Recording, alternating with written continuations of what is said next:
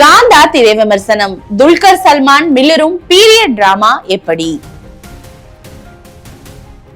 துல்கர் சல்மானின் கதை தேர்வுகள் எப்போதுமே நம்பிக்கை அளிப்பவை. அவ்வப்போது சில சறுக்கல்கள் இருந்தாலும் அடுத்த படத்திலேயே அதை சரி செய்யும் விதமான வெரைட்டியான கதைகளை தொடர்ந்து கொடுத்து வருபவர். துல்கர் சல்மானுக்கு நேரடி தமிழ் படமான கண்ணும் கண்ணும் கொள்ளையடைத்தால் தமிழில் ஒரு தனி இடத்தை பெற்றுக் கொடுத்தது. அதன் பிறகு அவர் மறுபடியும் நடித்திருக்கும் நேரடி தமிழ் படம் தான் காந்தா. படத்தின் தொடக்கத்தில் ஒரு கொலை நடக்கிறது. கட் செய்தால் ரவீந்திர விஜய் நடித்துள்ள மாடர்ன் ஸ்டுடியோஸ் உரிமையாளர் மார்ட்டின் கதாபாத்திரம். ஐயா என்று அனைவராலும் மதிக்கப்படும் இயக்குனரிடம் ஏற்கனவே படப்பிடிப்பு நடந்த பின்னர் கைவிடப்பட்ட தன் படத்தை மீண்டும் எடுக்கலாம் என்று கூறுகிறார் மார்ட்டின். அந்த காலகட்டத்தில் நடிப்பு சக்கரவர்த்தி என்று புகழப்படும் உச்ச நட்சத்திரமான டி.கே. மகாதேவனுக்கும் ஐயாவுக்கும் இடையே நடந்த ஈகோ மோதலே அப்படம் டிராப் ஆன காரணம். ஐயா கதாபாத்திரத்தில் சமுத்திரக்கனி, டி.கே. மகாதேவன் கதாபாத்திரத்தில் துல்கர் சல்மான். மீண்டும் படப்பிடிப்பு தொடங்குகிறது. ஐயா எழுதிய காட்சிகளை தன் இஷ்டத்துக்கு மாற்றுகிறார் ஹீரோ மகாதேவன். படத்தின் டைட்டிலையும் காந்தா என்று மாற்ற செய்கிறார். இதனிடையே பர்மாவிலிருந்து அகதியாக வந்த பெண் குமாரி கதாபாத்திரத்தில் பாக்கிஸ்ரீ போஷின் அறிமுகம். குமாரியை தன் மகளை போல வளர்க்கும் ஐயா அவரையே படத்தின் ஹீரோயின் ஆகவும் ஆக்குகிறார். ஐயாவையும் மகாதேவனையும் மீண்டும் ஒன்று சேர்க்க முயற்சிக்கும் குமாரி மகாதேவன் மீது காதலில் விழுகிறார். ஐயாவுக்கும் மகாதேவனுக்கும் இடையிலான மோதலுக்கான காரணம் என்ன? இருவருக்குமான ஈகோ மோதலில் படப்பிடிப்பு முழுமையாக நடந்ததா என்பதே காந்தா.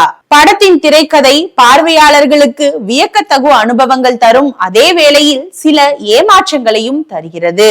ரெட்ரோ படங்கள் என்றாலே பார்வையாளர்களுக்கு எப்போதும் அதன் மீது ஒரு ஈர்ப்புண்டு என்றே கூறலாம். காரணம், நாம் பார்க்காத விஷயங்களை அல்லது புத்தகங்களின் வாயிலாக மட்டுமே தெரிந்து கொண்ட காலகட்டத்தை திரையில் பார்க்கும் அனுபவமே அலாதியானது. அந்த வகையில் 1950களின் தமிழ் சினிமாவை விஷுவலாக கண் முன்னே கொண்டு வந்து நிறுத்துகிறது காந்தா. விண்டேஜ் சென்னை, பரபரப்பான ஸ்டுடியோக்கள், அக்கால சினிமா எடுக்கும் பாணி என பார்த்து பார்த்து செதுக்கி இருக்கிறார்கள். முக்காவாசி படமும் ஸ்டுடியோவுக்கு தான் எடுக்கப்பட்டிருக்கிறது என்றாலும் பார்வையாளர்களுக்கு விஷுவல் பிரம்மாண்டத்தை கடத்த தவறவே இல்லை. முதல் சிறு நிமிடங்கள் மெதுவாக தொடங்கி நகர்ந்தாலும் அடுத்தடுத்த காட்சிகள் நம்மை உள்ளே இழுத்துக் கொள்கின்றன. துல்கர் சல்மான் சமுத்திரக்கனி இடையிலான புகைச்சல்கள், ஸ்டுடியோவில் இருவருக்கும் இடையே நடக்கும் ஈகோ மோதல்கள், இடையில் பாக்கிஸ்ரீ உடனான லவ் ட்ராக், அவ்வப்போது நான் லீனியரில் சொல்லப்படும் பிளாஷ்பேக் என இடைவேளை வரை நம் கவனத்தை அங்கும் இங்கும் சிதற விடாமல் படம் சுவாரஸ்யத்துடன் நகர்கிறது. டி.கே. மகாதேவனாக துல்கர் சல்மான் எந்தவித குறையும் சொல்லிவிட முடியாத நேர்த்தியான நடிப்பு. தன் குருவிடமே ஈகோ காட்டும் போது, நாயகியிடம் காதலில் உருகும் போது என படம் முழுக்க மிளிர்கிறது. அவருக்கு இணையான கதாபாத்திரம் சமுத்திரக்கனி உடையது.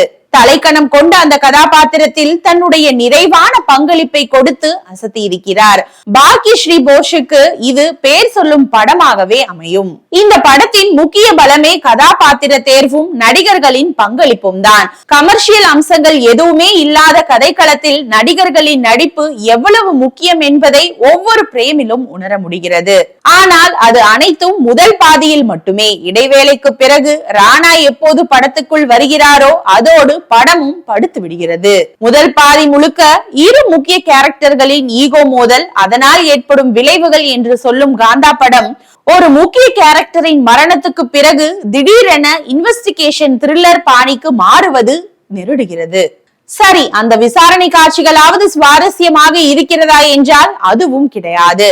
1954 வெளியான அந்த நாள் பாணியில் விசாரணை காட்சிகள் வைக்கிறேன் என்று படுத்தி எடுத்துவிட்டனர். இதில் ராணாவின் ஓவர் ஆக்டிங் கூடுதல் இம்சை. அநியாயத்துக்கு நடித்திருக்கிறார். ஒட்டுமொத்த படத்தில் ஒட்டாமல் இருந்தது அவருடைய கதாபாத்திரம்தான். ஜேக்ஸ் பிஜாயின் பின்னணி இசை ஓகே ரகம். ஒரு பீரியட் படத்துக்கு இது போதவில்லை என்ற எண்ணமும் எழுகிறது. ஜானு சந்தரின் பேசாமொழியே பாடலும் அதன் ஆக்கமும் சிறப்பு. மற்ற பாடல்கள் பெரிதாக ஈர்க்கவில்லை. கலை இயக்குனர் ராமலிங்கத்தின் பணி அளப்பரியது. பழைய சென்னை, ஸ்டுடியோ, சமுத்திரக்கனியின் வீடு, துல்கரின் வீடு என உழைப்பை கொட்டியிருக்கிறார். குறிப்பிட்டு பாராட்டப்பட வேண்டியவர் ஸ்பெயின் ஒளிப்பதிவாளர் டானி சான்சஸ் லோபஸ். அவ்வளவு நேர்த்தியான பிரேம்கள், இவையெல்லாம் பெரிய திரையில் பார்த்து ரசிக்க வேண்டிய மேக்கிங். இரண்டாம் பாதியில் நிகழ்ந்த சொதப்பலால் பல விஷயங்கள் வீணாகி விட்டதோ என்று தோன்றாமல் இல்லை. லாஜிக்கே இல்லாத காட்சிகள், எந்தவித தாக்கத்தையும் ஏற்படுத்தாத ஒரு திருப்பம் என அலட்சியமாக எழுதப்பட்டிருக்கிறது இரண்டாம் பாதி திரைக்கதை. கொலைக்கான காரணமும் படத்தின் காலகட்டத்தை போலவே அறத பழைய ஐடியா. முதல் பாதியில் இருந்த சுவாரஸ்யத்தை இரண்டாம் பாதியிலும் தக்க வைத்து சடாரென ஜானரை மாற்றாமல் ஒரே நேர்கோட்டில் கொண்டு சென்றிருந்தால் சர்வதேச தரத்திலான ஒரு சினிமாவாக வந்திருக்கும். எனினும் ரெட்ரோ திரை அனுபவத்துக்காக இந்த காந்தா திரைப்படத்தை நிச்சயம் நாடலாம்.